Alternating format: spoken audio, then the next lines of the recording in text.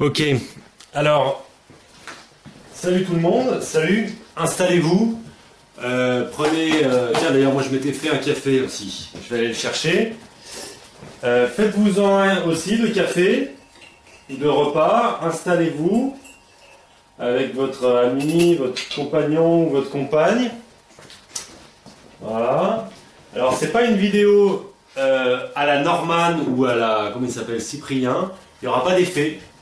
Il n'y aura rien, j'ai juste mis une petite blouse blanche, voilà. Il y a juste, comme c'était, hein, une courge sur la table et des pommes. Pas d'effet, j'ai fait un comparatif de la vraie démocratie athénienne, il y a 2500 ans, comparé avec la fausse démocratie que l'on a aujourd'hui, qui n'est donc pas du tout une démocratie.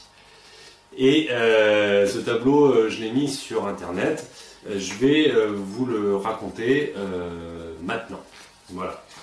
Alors, je sais qu'on est dans le monde de ça va toujours plus vite, il faut faire que des vidéos de 3 minutes. Mais c'est pas possible.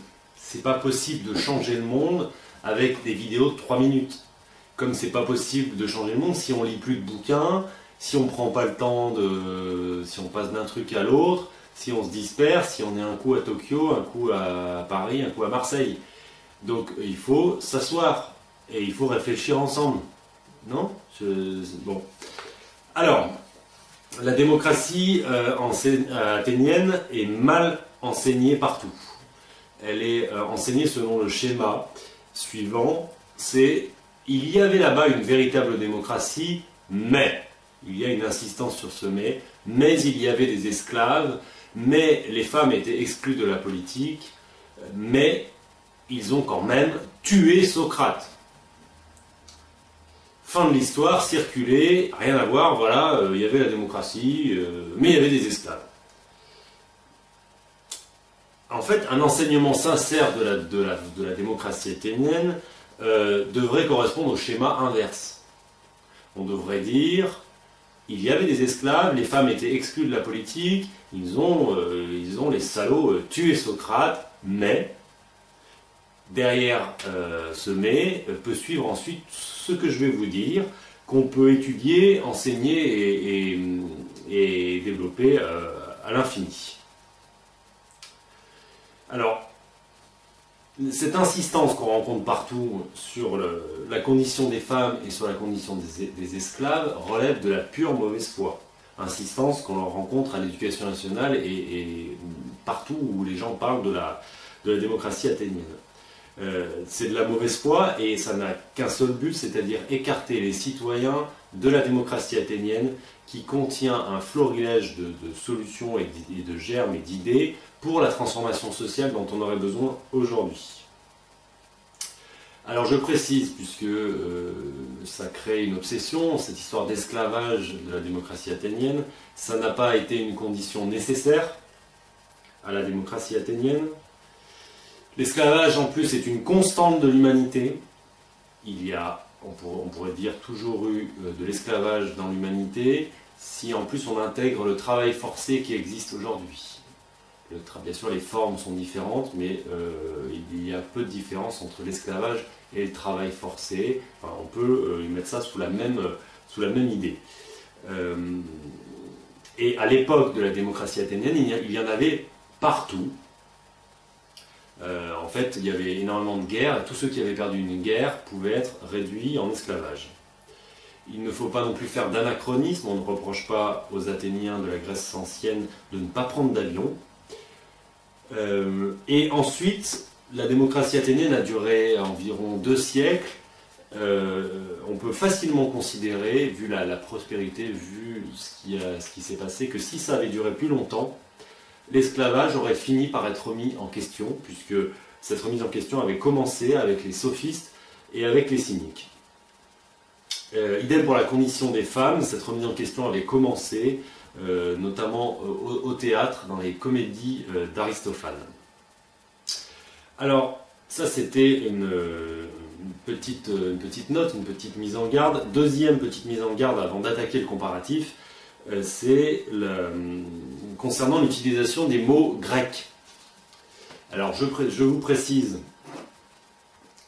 Buvez une gorgée aussi. Alors je vous reprécise, hein, je vais prendre le temps de vous dire tout ça. Je ne vais pas faire une vidéo à la Norman comment il s'appelle? Voilà. Mais peut-être qu'on essaiera de le transmettre d'une autre façon à un moment donné, ce comparatif. Alors, concernant l'utilisation des mots grecs, ce n'est pas pour faire l'intello que je les utilise, ou même ceux qui les utilisent, c'est jamais pour faire l'intello. Pourquoi? Chacun sait le lien organique qui existe entre une langue, la culture et les mœurs des gens. Chacun sait que donc une traduction est toujours imparfaite et que le mot d'origine reste toujours la meilleure façon de recouvrir l'ensemble de la réalité qu'il servait à recouvrir. Par exemple, parmi les mots grecs que je cite ensuite, on peut essayer de traduire la parésia par le franc-parler. Mais c'est totalement insuffisant par rapport à la réalité politique et culturelle beaucoup plus large que ce mot recouvrait à l'époque de la Grèce antique.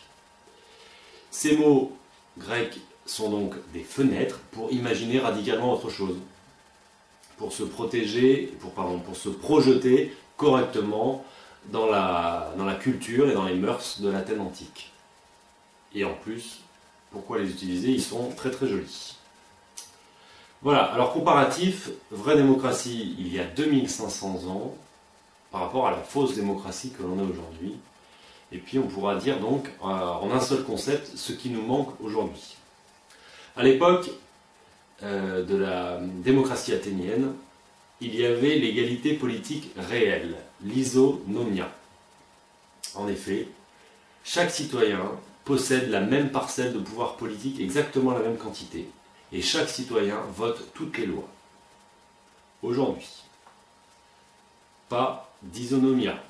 Il y a la présence de maîtres politiques qui ont, eux, tout le pouvoir politique. En face d'eux, qu'est-ce qu'on a? La grande majorité. On trouve des électeurs, sorte d'enfants politiques qui n'ont absolument aucun pouvoir politique et qui ne sont donc pas des citoyens. On ne peut pas les considérer citoyens. Les électeurs abandonnent littéralement leur pouvoir politique dans les mains d'autres personnes. Et les citoyens croient, à tort, que cet abandon de leur pouvoir politique, c'est ça qui constituerait leur pouvoir. Ce qu'il nous faudrait donc aujourd'hui pour avoir une vraie démocratie, c'est ce que les Grecs avaient appelé isonomia, l'isonomie, l'égalité devant la loi et la possibilité à chaque citoyen de voter les lois et une égalité politique totale entre les citoyens. Démocratie athénienne, il n'y avait pas d'État tel qu'on le connaît aujourd'hui.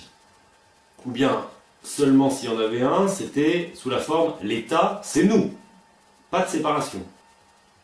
Il y a bien une nation grecque qui existe, mais elle est composée, elle ne fait pas d'une certaine manière autorité, elle est composée d'une multitude de polices, P-O-L-I-S, le mot grec, des polices indépendantes, qui sont chacune autonomes. Donc, il y a l'autonomos, elles ont leurs propres lois et leurs propres institutions. L'autodikos, elles ont leur propre juridiction citoyenne. Et l'autoteles, leur propre gouvernement, qui dans le cas d'Athènes, c'est un autogouvernement.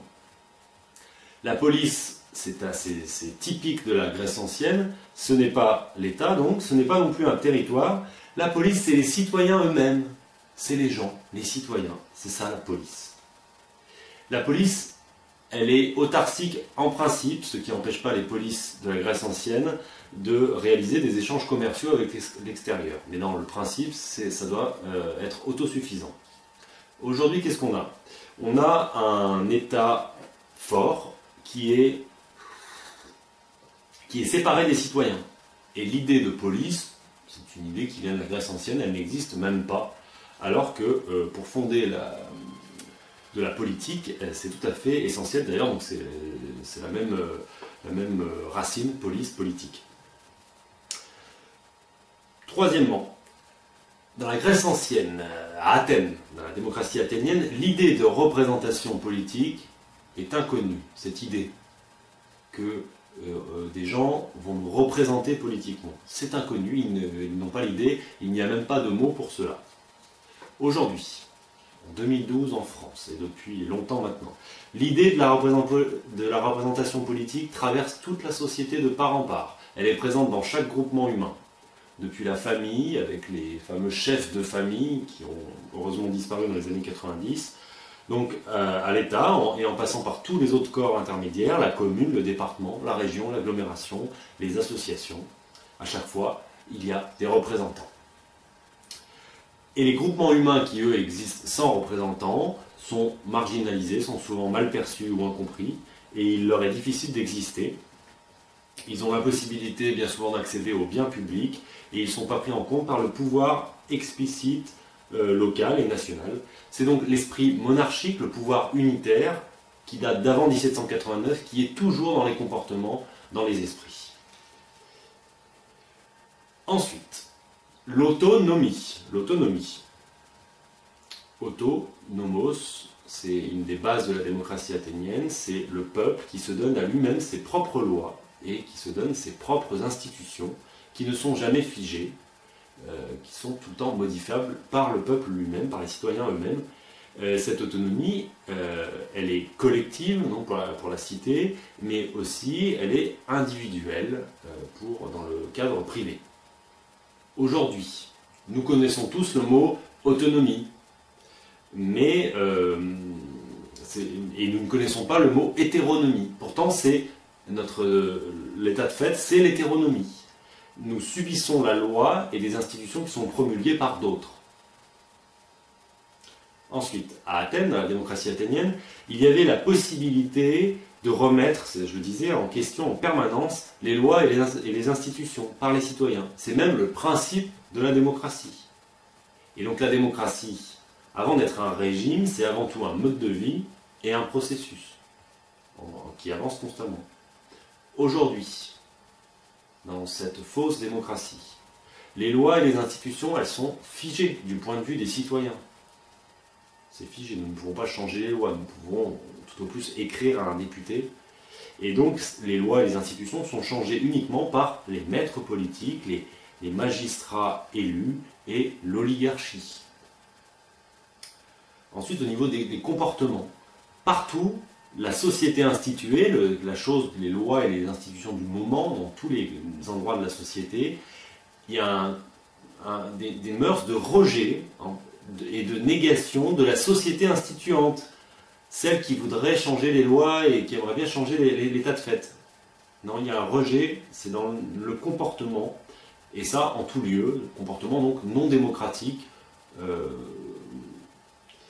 Voilà. Chacun peut ressentir des dérives oligarchiques et autocratiques en pagaille, comme étant courantes, et chacun sent qu'il n'a pas les moyens de s'en protéger. C'est donc tout ça, ça rentre donc dans qu'est-ce qu'il nous faudrait? Il nous faudrait le principe d'autonomie et comprendre qu'on est en hétéronomie et qu'il nous faudrait l'autonomie. Alors là, il y a une petite parenthèse que je vous propose au niveau de la psyché humaine. Il y a une différence fondamentale entre les citoyens des Athéniens de la Grèce antique et aujourd'hui. Et à mon avis, on est beaucoup ça conditionne beaucoup tout le reste. Ça fait partie donc sans doute de la cause des causes de tout ça.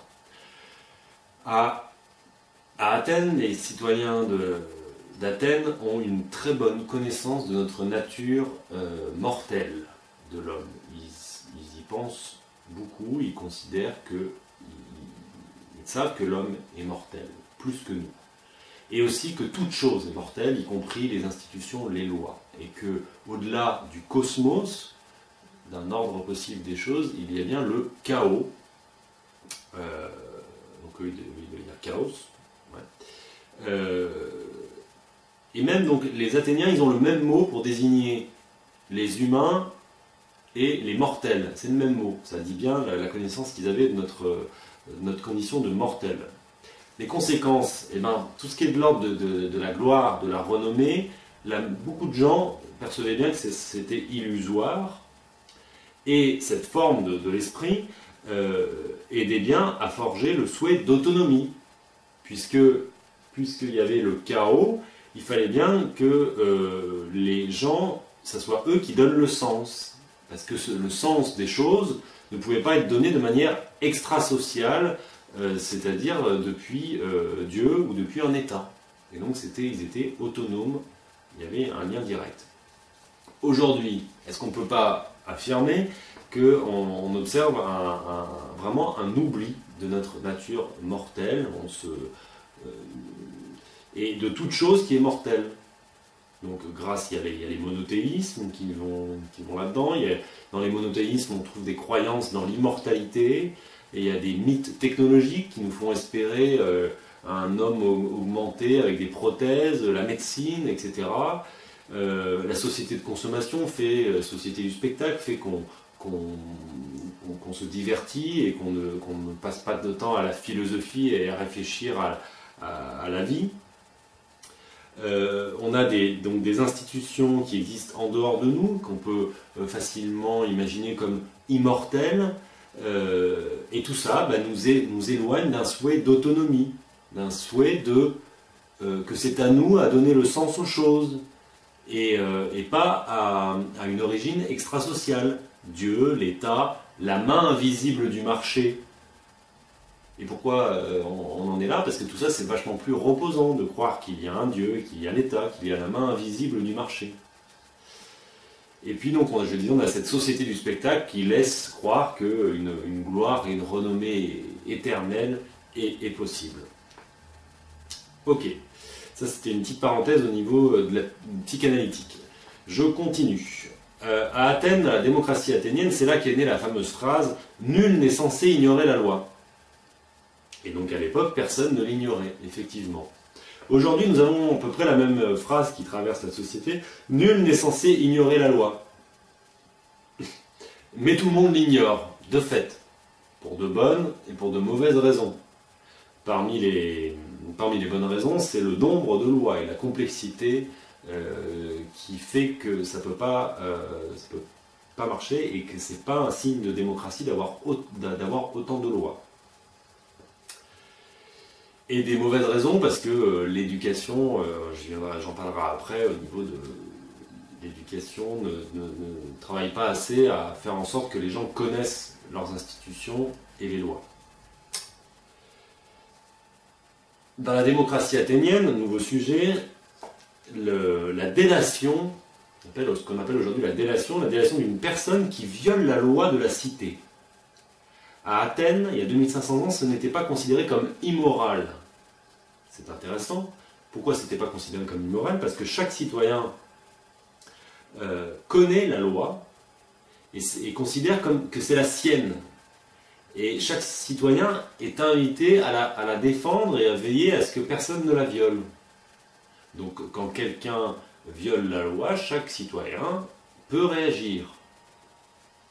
Aujourd'hui, effectivement, la délation d'une personne qui viole la loi est perçue comme immorale, même quand c'est grave. Pourquoi? Parce que nous ne sommes pas autonomes, la loi, on considère que ce n'est pas la nôtre, mais que c'est celle de l'État. Donc c'est dommage. Et les citoyens considèrent même que c'est le pouvoir militaire centralisé qui va se charger de repérer ceux qui violent la loi. Et en plus, je le disais, on ignore la loi. Mais bon, pas de panique, papa est là. Autre point très important, peut-être une des choses les plus importantes, la Constitution. C'est la loi des lois, c'est ce qui est tout en haut des institutions. Eh bien, elle est à Athènes rédigée par les citoyens. Et elle contient les règles d'une démocratie. Aujourd'hui, nous avons une anti-constitution, puisqu'elle est rédigée par des hommes au pouvoir, des hommes de pouvoir, qui sont donc en situation de conflit d'intérêts, et qui rédigent les règles d'une aristocratie. Il nous faudrait donc, pour être en démocratie, une constitution d'origine citoyenne, et utiliser les bonnes techniques pour atteindre cet objectif. À Athènes, il y a 2500 ans, il y avait une invitation, voire même une obligation, ceux qui ne le faisaient pas étaient un petit peu mal vus, de participer au pouvoir explicite de la cité. Et donc, ça fonctionnait non pas en consultation ou en réunion de je sais pas quoi, concertation, non, non, c'était de la codécision en public. Aujourd'hui, nous avons partout dans le pays des fausses concertations qui sont des mascarades, et tout est implicitement décidé en coulisses par les hommes de pouvoir. Bon. Nous avons besoin de quoi? Nous avons besoin de réaliser sans arrêt, et uniquement ça, pour la politique, de la codécision en public. C'est bon, vous êtes toujours avec moi? Non, il y en a qui vont arrêter. Bah oui, il y en a qui sont en train de regarder Norman pendant 2 minutes 30. Non mais j'ai rien, non mais c'est bien. Mais en fait je comprends plus cette idée de dire oui, il faut faire des vidéos de 3 minutes. Expliquez-moi comment je pourrais vous dire tout ça en 3 minutes. Non? Ça si, je peux vous le dire en 3 minutes. Mais... Ok, sujet suivant. Le tirage au sort. Alors à Athènes, les magistrats, c'est-à-dire toutes les personnes qui ont une charge à exécuter pour la collectivité, une charge particulière, ces personnes, elles sont tirées au sort, elles ne sont pas élues, elles sont tirées au sort. Pourquoi? Parce que les Athéniens avaient compris que ce principe de désignation, c'était vraiment la nature de la démocratie. Que si on élisait, eh ben, on avait une aristocratie. Et donc l'élection à Athènes, elle était utilisée très parcimonieusement, et elle était reconnue comme une méthode de désignation aristocratique. Elle était utilisée donc pour les stratèges militaires et pour une ou deux autres choses qui demandaient une compétence précise. Les magistrats tirés au sort, ils existent bien à Athènes en serviteurs de la cité. Ce n'est pas des maîtres politiques. Ils servent la cité. Qu'avons-nous aujourd'hui? Aujourd'hui, nous élisons les magistrats, alors que depuis 2500 ans de philosophie politique, on sait que ça conduit à l'aristocratie. Et on sait aussi depuis très longtemps que l'aristocratie dérive toujours en oligarchie. Et en plus, ceux que nous élisons, ils sont perçus par la population, et ils agissent comme ça, comme des maîtres politiques. Ce sont nos maîtres. Donc nous avons besoin de quoi là? Nous avons besoin, pour faire une vraie démocratie, du principe de désignation par tirage au sort, comme principe de désignation majoritaire.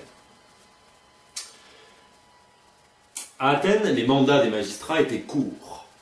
Pourquoi ils étaient courts? Vous avez compris, il y a 2500 ans déjà... Ah merde, ça sonne. Ben, je vais laisser sonner ou je fais une pause.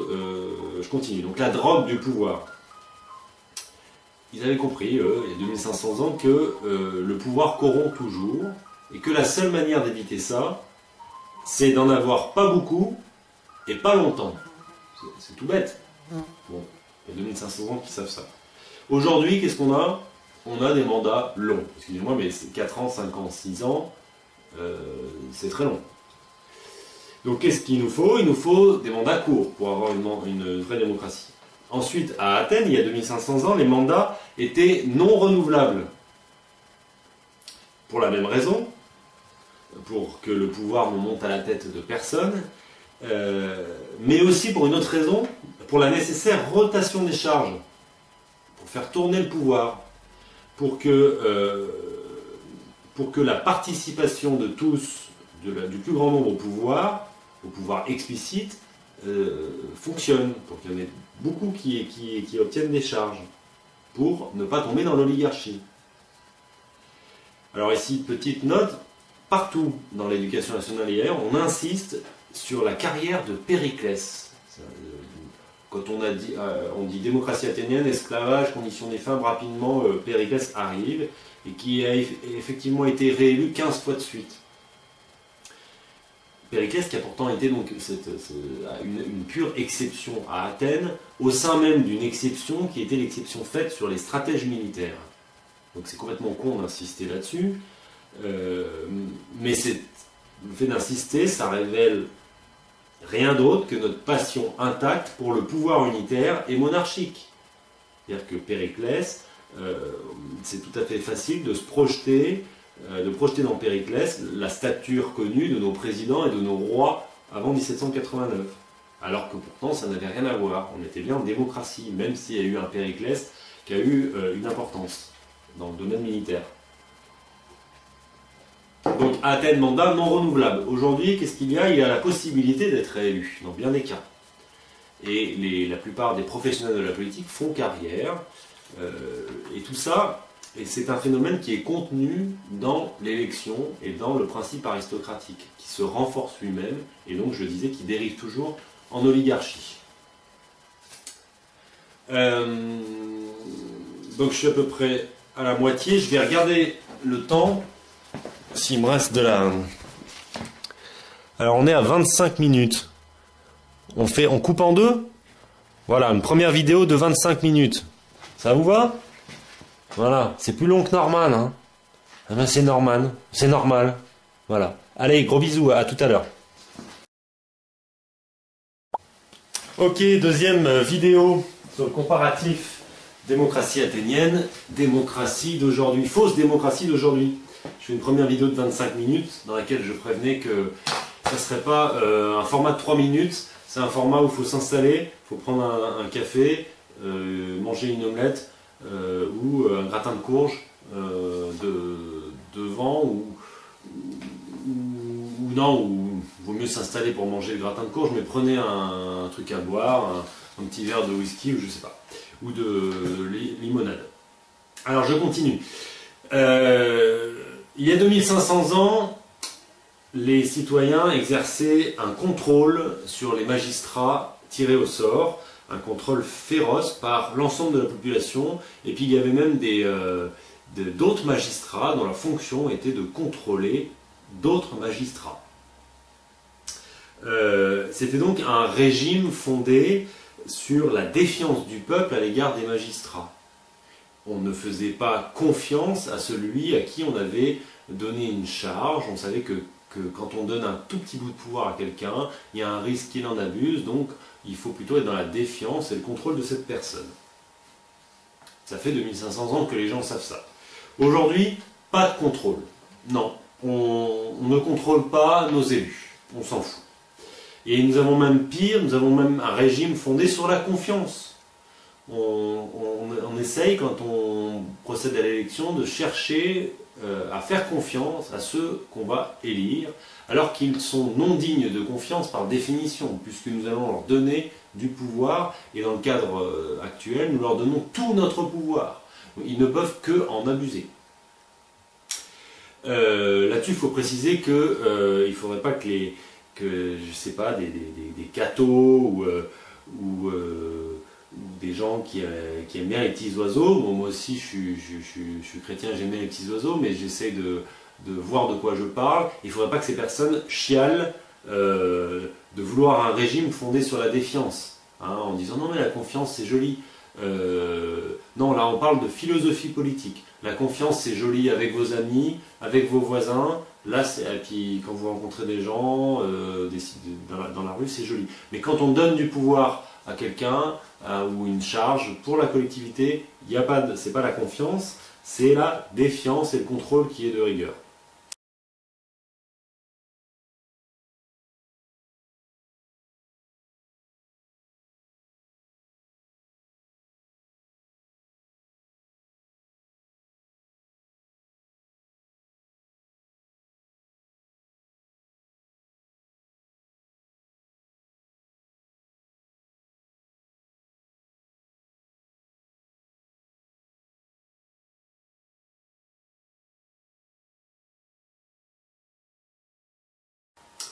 Là-dessus, que nous faut-il, hein, parce que je vous rappelle, il y a une colonne démocratie athénienne, une colonne fausse démocratie et une colonne qu'est-ce qu'il nous faudrait donc aujourd'hui que nous n'avons pas pour avoir une vraie démocratie. Donc là, c'est aussi le tirage au sort. Autre sujet, à Athènes, dans la démocratie athénienne, il y a 2500 ans, les citoyens voulaient à tout prix des institutions qui poussaient à la vertu, c'est-à-dire un ensemble de règles où on est sûr que les gens à qui on va donner une charge, ou les gens à qui on va demander quelque chose, ils vont vouloir absolument être vertueux. Donc il y a plein de choses pour cela. Notamment le chapitre précédent, les contrôles, ça pousse à la vertu. Aujourd'hui, que faisons-nous avec l'élection? Nous comptons bêtement, complètement connement, sur la vertu de certains, qui en plus, donc, je disais, sont élus, donc ils ne seront pas vertueux. On a des institutions qui ne poussent pas à la vertu, mais qui poussent au vice, totalement. il y a 2500 ans à Athènes, troisième chose, on considérait qu'il ne fallait jamais donner le pouvoir à ceux qui le veulent. C'est une idée de philosophie politique fondamentale. On ne doit pas donner le pouvoir politique à ceux qui le veulent, et on doit donc faire des institutions qui tendent le plus possible vers cet objectif. Aujourd'hui, toujours le problème de l'élection, on fait exactement le contraire. On donne exactement le pouvoir à ceux qui le veulent. Et en l'occurrence à qui? À des candidats qui font campagne et qui livrent donc une compétition qui implique les mensonges, la manipulation des masses, des foules et beaucoup d'argent. Des candidats, une fois élus, qui sont donc débiteurs vis-à-vis de ceux qui ont fourni l'argent de la campagne électorale. C'est la corruption originelle du processus électoral. Il nous faut donc en finir avec l'élection et passer à la procédure de désignation par tirage au sort. Autre point, à Athènes, il y a 2500 ans, les tirés au sort, ceux à qui on avait donné une charge, ils étaient révocables. C'était une procédure que pouvait mettre en place n'importe quel citoyen, qui passait bien sûr par une enquête, etc. Mais chaque citoyen avait la possibilité de provoquer la révocabilité d'un magistrat. Aujourd'hui, les magistrats élus sont non révocables. Il nous faudrait donc la révocabilité pour être en vraie démocratie.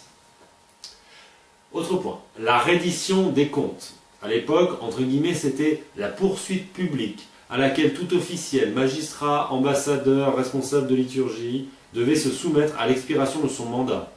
Elle comprenait d'abord un examen obligatoire des comptes du magistrat, sous la conduite des logistai qui présidaient une cour du tribunal du peuple. Puis chaque citoyen avait le droit d'accuser le magistrat de tout abus de sa fonction. C'était donc hyper hard, c'était périlleux, c'était long, c'était difficile, ça leur faisait peur, et cela donc poussait à la vertu pendant le mandat. Qu'en est-il pour aujourd'hui? Aujourd'hui, ça n'existe pas. Il n'y a pas de reddition des comptes. Les magistrats ne doivent pas rendre de comptes. Formidable. Autre point, la procédure de mise en accusation publique, qui était donc possible pendant la reddition des comptes, mais qui était possible à tout moment.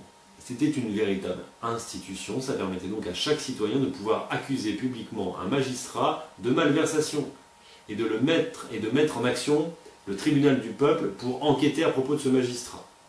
Aujourd'hui, c'est une procédure qui n'existe pas. La mise en accusation publique de magistrats de manière institutionnelle n'existe pas. Il nous faudrait donc cette procédure pour être en vraie démocratie. Il y a 2500 ans, l'activité de ce qui s'appelait les hétéries. C'est un autre nom, finalement, donc à l'origine, ça vient de ce moment-là, pour les partis politiques. C'est l'autre nom des partis politiques. Et c'était perçu par tout le monde, cette activité, par tous les citoyens et par la cité, comme une menace oligarchique. On se méfiait des hétéries comme de la peste. C'était par rapport à la démocratie. C'était des factions aristocratiques. Aujourd'hui, l'équivalent d'aujourd'hui des hétéries, les partis politiques, eh bien, c'est la manifestation principale de l'activité politique. Avant, on s'en méfiait, il y a 2500 ans, maintenant c'est l'activité principale, et ce sont les organisations qui permettent de gagner les élections. C'est leur but, gagner les élections.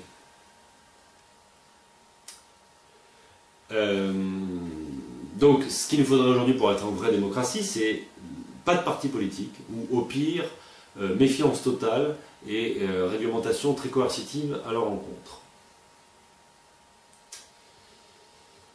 Autre point, l'amateurisme politique. À l'époque d'Athènes, tous ceux qui font de la politique sont considérés comme amateurs, et on considère que la politique ne peut pas se faire avec des professionnels. Pourquoi? Parce que la politique, c'est le jeu des opinions. Ça ne demande aucun savoir, aucune compétence, aucune épistémée. Car on a aujourd'hui l'inverse, comme pour toutes ces notions, nous avons des professionnels de la politique, et qui font croire par des procédures de manipulation que la politique n'est pas le jeu des opinions, que ça demande des compétences. Tout le monde, la plupart des citoyens des habitants sont persuadés qu'il faut des compétences, alors qu'en fait ceux qui ont des compétences, c'est toujours les mêmes, c'est toujours des techniciens qui sont subordonnés aux hommes politiques. Mais les hommes politiques, eux, ils continuent de n'avoir uniquement que des opinions. Faut-il une piscine ou ne faut-il pas de piscine? C'est une opinion. On peut vouloir une piscine ou ne pas en vouloir, c'est une opinion. Il n'y a pas de compétence à vouloir ou à ne pas vouloir une piscine dans une ville. Voilà.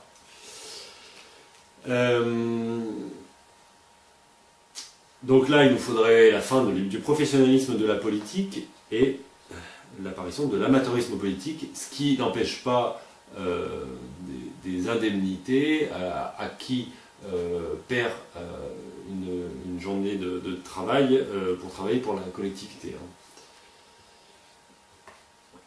Autre point, il y a 2500 ans dans la démocratie athénienne, on ne récompensait pas, on ne faisait aucune pratique de distinction ou d'honneur sur une personne qui était en train d'exécuter un mandat.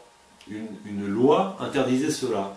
Il ne fallait absolument pas faire de distinction et récompenser quelqu'un qui était en train de travailler pour la collectivité. Et on considérait à juste titre que cela aurait perturbé le régime de défiance et de contrôle nécessaire à l'égard des magistrats par les citoyens.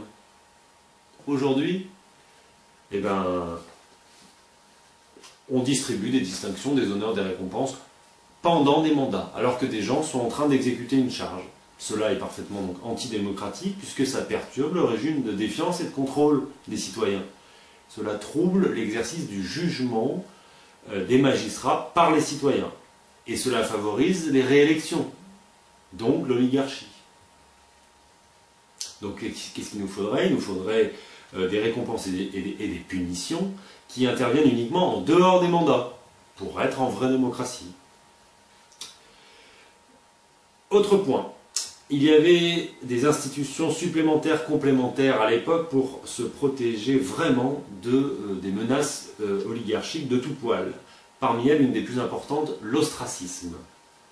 Donc l'ostracisme, c'était une procédure que les citoyens pouvaient demander pour écarter des personnes, mais uniquement par rapport à la menace oligarchique. Ils n'utilisaient pas l'ostracisme pour écarter des personnes avec qui ils n'étaient pas d'accord.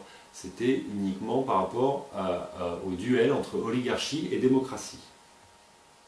Aujourd'hui, il n'y a pas d'institution qui nous protège des dérives oligarchiques, qui sont pourtant d'autant plus menaçantes que notre régime réel est le gouvernement représentatif, ce n'est pas la démocratie.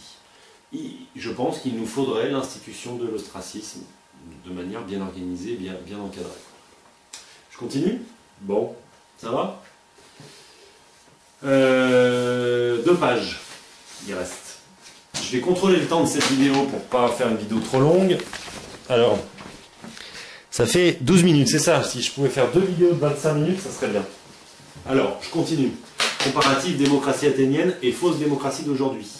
À l'époque, à Athènes, un truc très important, il y avait l'agora, la place centrale de la cité, qui était dévolue à l'activité politique quotidienne. C'était l'endroit où les gens débattaient, discutaient, philosophaient et discutaient des propositions de loi, de nouvelles lois à faire, etc. Et il y avait de la passion pour la vie politique, pour les affaires communes, pour les discussions du moment, pour les polémiques du moment, pour les débats. Voilà, il y avait une véritable culture de l'éloquence, c'est-à-dire chacun cherchait à parler, à s'exprimer le mieux possible pour diffuser ses opinions. Et on considérait que l'éloquence, donc il y avait des profs d'éloquence, et on considérait que quiconque travaillait son éloquence pouvait vraiment progresser, que l'éloquence pouvait être acquise par pratiquement tout le monde. Et cette passion politique, elle était rendue possible donc, par plein de choses, et elle était induite notamment par la participation totale des citoyens au pouvoir explicite de la cité. C'est ça qui les motivait, on peut le comprendre. Aujourd'hui, est-ce qu'il y a des agoras? dans les villes? Est-ce qu'il y a une agora à Chambéry, hein? Il y a des places, il n'y a pas d'agora instituée, de lieu où on dit c'est là, c'est le centre des débats et des discussions politiques, et c'est là où on discute les choses. Non, ça n'existe pas. Il y a des magasins de vêtements, il y a des rues où on circule, des centres commerciaux, on peut parler à des bars et dans des cafés où on est obligé de consommer, et on observe même un mépris des citoyens pour l'activité politique. L'éloquence, aujourd'hui, est surtout vue par les citoyens comme quelque chose d'inné. C'est une caractéristique des notables, ce serait une caractéristique des notables, des artistes et des aristocrates. On observe donc un mépris et une lassitude des citoyens à l'égard de la politique, et qui s'explique très bien par donc la non-possibilité de participer au pouvoir. Au bout d'un moment, quand on est impuissant politiquement, on se lasse, et cette impuissance politique est donc à l'origine d'un rejet de la politique. Et on peut dire à partir de ça que dès que le pouvoir politique sera à nouveau partagé par tout le monde, la passion politique pourra revenir instantanément. Autre point, mais qui est lié, la cité, à l'époque d'Athènes, était donc majoritairement constituée de citoyens actifs politiquement. Et il y avait très peu de citoyens inactifs politiquement, qui étaient plus intéressés par leurs affaires privées que par les affaires publiques. Ils avaient un nom, c'était les idiotesses. Ça a donné idiot. Aujourd'hui, le peuple est très majoritairement constitué d'inactifs politiquement, d'idiotesses, donc oui, d'idiots. Des personnes qui sont plus intéressées donc par leurs affaires privées que par les affaires publiques. Alors qu'est-ce qu'il nous faudrait aujourd'hui par rapport aux deux choses que j'ai dit là? Il nous faudrait une agora dans tout lieu, et il nous faudrait des citoyens actifs politiquement, majoritairement. Autre point très important, à Athènes, en démocratie, où est la souveraineté? Qui c'est qui prend les décisions concernant les lois et les institutions? C'est l'Assemblée populaire qui se rassemble très souvent. C'est la souveraineté de l'Assemblée populaire, de l'Ecclésia. Comparaison avec aujourd'hui, avec notre fausse démocratie d'aujourd'hui, il n'y a pas d'Assemblée populaire. Jamais. Nulle part. Assemblée populaire avec un pouvoir politique. Ça n'existe pas.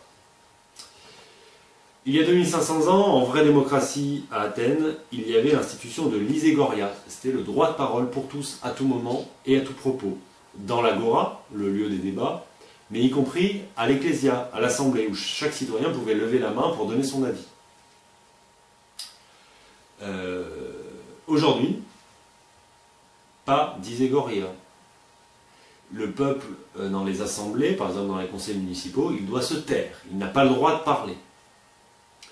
La culture, le théâtre, les arts de la scène sont organisés par l'État, et donc verrouillés. Il y a des médias de masse qui appartiennent aux riches et aux oligarques, et il y a la société du spectacle qui restreint la liberté d'expression sur quelques têtes. On a parfois l'impression, quand on regarde la télé, que la France est constituée de 2000 personnes, toujours les mêmes. Alors, depuis les années 90, Internet est un moyen super pour retrouver un petit bout de cette iségoria. Donc, pour avoir une vraie démocratie, on devrait retrouver cette institution normalement. Relié à l'iségoria, il y a une quasi-institution, c'est la parésia. La parésia, c'est la possibilité, c'est l'invitation et voire l'obligation pour tout citoyen de tout dire. C'est le franc-parler. Démosthène, il disait « Je crois d'un bon citoyen de préférer les paroles qui sauvent aux paroles qui plaisent ». C'est-à-dire que le comportement encouragé à l'époque, c'était celui qui consiste à mettre les pieds dans le plat et à donner le fond de sa pensée. Aujourd'hui, qu'avons-nous dans les assemblées ou dans les lieux où il y a un peu de politique? Il y a chez tout le monde une peur aiguë de se griller. Ce mot revient constamment. Se griller par rapport à des places, par rapport à des ambitions que l'on a, par rapport à des rapports de force un peu pourris entre les gens, en fait. Et chaque citoyen qui prend la parole, il délivre une parole extrêmement calibrée en vertu d'intérêt et pour ne pas déplaire, pour être aimé des autres. Et celui qui procède d'une authentique parésia, finalement, pas pour faire des effets, mais au service de la démocratie, il est souvent mal vu, incompris, on ne comprend pas pourquoi il fait preuve d'un aussi fort franc-parler. Le comportement favorisé est donc celui qui consiste à éviter tous les sujets sensibles, clivants et les sujets importants. Pour être en vraie démocratie, il nous faudrait donc cette parésia, qui n'est pas juste le franc-parler, mais qui est qui correspond à une somme de mœurs complet, quoi. Je continue. Autre point. À l'époque d'Athènes, l'ensemble de cette organisation démocratique faisait qu'il n'y avait pas de synchronisation entre le pouvoir politique et le pouvoir économique. Il y avait bien des riches, mais ils n'avaient pas de pouvoir politique. Aujourd'hui, qu'avons-nous? Comme la procédure reine, c'est l'élection, il y a une synchronisation totale du pouvoir économique et du pouvoir politique. Pendant la démocratie athénienne, pendant 200 ans, ce sont les pauvres qui ont gouverné. Parce que en 2 siècles, les pauvres étaient toujours quand même, les pauvres ou la classe moyenne est restée majoritaire. Donc c'est eux qui sont restés les plus nombreux, donc c'est eux qui ont gouverné, puisque les riches étaient minoritaires. Depuis 200 ans, depuis la Révolution française, qui gouverne chez nous? Les riches. Et la forme actuelle des institutions est faite par eux, pour leur profit. Et je rappelle ici que souvent certains l'oublient, que la Révolution de 1789 est une révolution bourgeoise faite par la nouvelle classe, par les nouveaux riches apparus pendant le XVIIIe siècle. Autre point très important, l'éducation, la paideia. L'éducation à Athènes, dans la démocratie, elle a pour but, pour principe, d'obtenir à la fin, une fois que les gens sont majeurs, des personnes capables de gouverner. Puisque, comme on a le tirage au sort, tout le monde doit être capable d'avoir un bout de pouvoir explicite dans la société. Donc c'est flippant, il faut absolument éduquer les gens et les émanciper, et les rendre pas petits. Donc les rendre capables de parler en public, les rendre capables d'argumenter, de forger des opinions, de comprendre les rapports de domination, les conflits d'intérêts, de comprendre le pouvoir, comment le pouvoir fonctionne philosophiquement, et donc d'être libre et donc d'être émancipé. Aujourd'hui, est-ce que nous avons ça? Aujourd'hui, nous avons une éducation qui vise justement à éloigner les gens des affaires publiques. Nous n'avons pas une éducation qui veut faire en sorte que les gens s'intéressent aux institutions. On dit aux gens, allez travailler ailleurs. L'éducation ne leur offre aucune science du pouvoir, des conflits d'intérêts, des rapports de domination. Non, on ne travaille pas du tout cette question-là. On ne travaille pas la démocratie, on ne travaille pas la politique. Ça vise donc à ne pas les émanciper, à les laisser petits et à les rendre uniquement producteurs, consommateurs, timides et timorés. Il nous faudrait donc une véritable, pour être en vraie démocratie, une véritable paideia qui forge des citoyens capables d'exercer des charges politiques. J'ai bientôt fini, je pense je vais faire seulement 2 vidéos. Donc, ou alors une troisième, attendez, je vais regarder le temps. 22 minutes. Alors, encore un petit bout. L'éducation. Voilà, à Athènes, en vraie démocratie, il y avait une immense publicité de tous les éléments ayant attrait à la chose publique. La publicité des lois, la publicité des assemblées, des débats en cours, etc. Il y avait énormément. Ils n'avaient pas Internet, pourtant ils n'avaient pas de moyens de communication super développés, mais ils faisaient une très forte publicité. Aujourd'hui, la publicité, pour nous, ça concerne surtout des produits de consommation et de divertissement. Est-ce que vous voyez là dans les villes des pubs, prochain conseil municipal, voilà, non, vous voyez des pubs pour des produits, pour du divertissement. Vous ne voyez pas de pubs concernant le pouvoir explicite et les institutions. Et alors, nous avons quand même une mise en scène factice de la vie politique qui est réalisée par les médias, avec des faux débats, une mise en scène, des médias qui appartiennent aux riches. Et cette vie politique factice, qui est mise en scène, ça appartient finalement, ça rejoint le divertissement. Une mascarade visant à détourner les citoyens de la vraie vie politique qui a lieu, elle, en privé. Donc nous aurions besoin, pour être en vraie démocratie, d'une véritable publicité de la vie politique, des lois, voilà, et une vie politique qui a lieu en plein jour, pas dans les coulisses. Alors, quelques points, bon ça fera une vidéo de 30 minutes, une de 25, une de 30. Autre point, les révolutions, les guerres civiles à Athènes, on peut considérer qu'elles sont assez rares. Il y en a, et d'ailleurs quand il y en a, elles sont plutôt d'origine et de cause oligarchique. C'est-à-dire que c'est les factions aristocratiques, les hétéries dont je parlais tout à l'heure, qui exercent une pression et qui essayent de faire en sorte que la cité bascule dans l'aristocratie et quitte la démocratie. Et c'est là où ça frotte. Et donc, à l'époque, les manifestations et tous les mouvements d'humeur qu'on connaît aujourd'hui, où les gens descendent dans la rue, ce type de mouvement d'humeur contre un pouvoir explicite n'ont pas de sens vraiment, sont plutôt inutiles, puisque la contestation, elle est intégrée au pouvoir, et elle fait donc partie intégrante, à juste titre, de la démocratie. Aujourd'hui, qu'avons-nous depuis 1789 ? Eh bien, on a régulièrement de graves révolutions, de graves mouvements d'humeur, de graves guerres civiles, 1789, 1792, 1848, 1871, 1917, 1968. Et on a souvent des manifestations avec des gens qui descendent dans la rue, avec des mouvements d'humeur, et qui font partie de ce que le pouvoir appelle la démocratie d'opinion. C'est de la merde, en fait. La démocratie d'opinion, c'est les enfants politiques qu'on va laisser piquer une petite crise passagère, une petite colère, et on sait très bien, le pouvoir explicite, c'est très bien que les enfants qui vont s'agacer comme ça, ils n'en seront que plus serviles une fois matés, ou une fois qu'on leur réussira à leur faire croire qu'ils ont obtenu quelque chose. Donc, contrairement à Athènes, où les révolutions, les crises étaient causées par l'oligarchie, là c'est l'inverse, les révolutions sont causées effectivement par des mouvements de démocratie, ce qui prouve bien qu'on n'est pas du tout en démocratie. Et alors pire, encore plus atroce, ces révolutions, on a vu dans l'histoire, sont souvent réprimées par la force, lorsque une certaine limite démocratique est franchie, et que les biens des possédants et les biens de l'oligarchie sont menacés.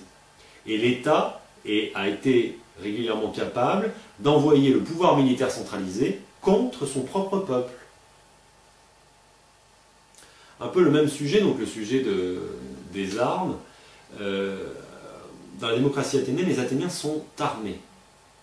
Et la défense, l'équivalent de notre défense d'aujourd'hui, est donc, elle, d'origine citoyenne. Alors malheureusement, les Athéniens ont un esprit guerrier vis-à-vis des cités alentours. Mais quand même, on peut dire que quand les Athéniens gagnent une guerre, ou quand ils colonisent, entre guillemets, ils installent la démocratie. C'est au moins une qualité dans le défaut. Alors, beaucoup de penseurs à l'époque, et puis depuis 2500 ans, ont exprimé que si les femmes avaient été intégrées à la vie politique, il y aurait eu moins de guerres, voire aucune, ou seulement des guerres défensives. Donc concernant cette hypothèse de la participation des femmes à la vie politique et de manière positive, Aristophane l'évoque fréquemment dans ses comédies, et cela nous révèle donc que les Athéniens, quand même, ils pensaient, je l'avais dit au début, ils se remettaient en question là-dessus, et que peut-être avec le temps, les femmes auraient pu rejoindre la vie politique et que les choses auraient pu changer. Aujourd'hui, les citoyens sont désarmés. Personne n'a d'armes, c'est connu. D'un certain côté, on pourrait dire que c'est très bien. Mais d'un autre côté, ça fait qu'il existe un pouvoir militaire centralisé et d'origine étatique. Et cela a pour conséquence, je le disais juste avant, que l'État envoie régulièrement la force contre son propre peuple, quand celui-ci remue trop et quand les biens des possédants sont menacés. Cela permet aussi à l'État de réaliser les guerres qu'il souhaite, comme il souhaite, en vertu d'intérêts économiques. Et puis, grâce aux médias mensonges, ce qu'on appelle les médias mensonges, la manipulation par les médias, l'État peut facilement obtenir l'approbation populaire de ses choix en matière militaire pour aller donc faire la guerre pour des intérêts économiques. À Athènes, il y a 2500 ans, la guerre contre un autre peuple ou contre une autre cité était décidée par le peuple. Aujourd'hui, comme nous ne sommes pas en démocratie, la guerre est décidée par les élus, lesquels sont soumis à des lobbies. Donc bien souvent, c'est décidé contre la volonté populaire, et je disais, l'approbation populaire est obtenue grâce à des médias mensonges. Dernier point, mais il y en a peut-être d'autres que je n'ai pas encore inséré dans mon tableau, le théâtre. Le théâtre à l'époque était une véritable institution, il y a 2500 ans. Ça permettait la catharsis, donc pour se libérer et puis pour montrer la démesure, l'hubris, et ça permettait surtout la dénonciation de toutes les dérives oligarchiques de certains et des comportements autocratiques de certains.